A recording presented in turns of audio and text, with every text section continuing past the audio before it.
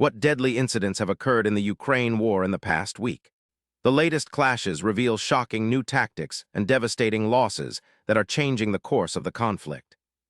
This past week, frontline clashes intensified around critical cities like Bakhmut and Avdiivka.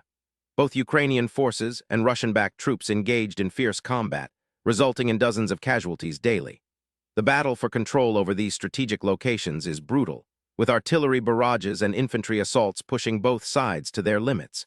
These confrontations highlight the ongoing struggle for territory and the high human cost of this conflict.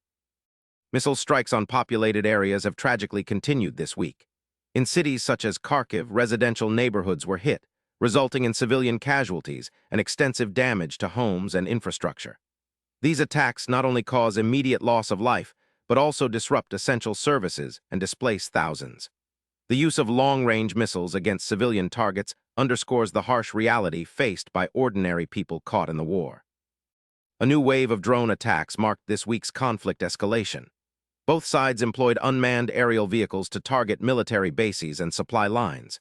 These drones, some carrying explosives, have increased the precision and reach of attacks while reducing risk to personnel. Their growing use is a game-changer, signaling a shift toward more technologically advanced warfare tactics in the Ukraine conflict. The deadly incidents this week have worsened the humanitarian crisis. Thousands of civilians fled combat zones, seeking safety amid ruins and uncertainty. Humanitarian organizations report difficulties delivering aid due to ongoing hostilities and damaged infrastructure. This worsening situation highlights the urgent need for ceasefires and international support to protect vulnerable populations caught in the crossfire. The past week in the Ukraine war reveals a brutal mix of fierce battles, new weaponry, and a growing humanitarian crisis.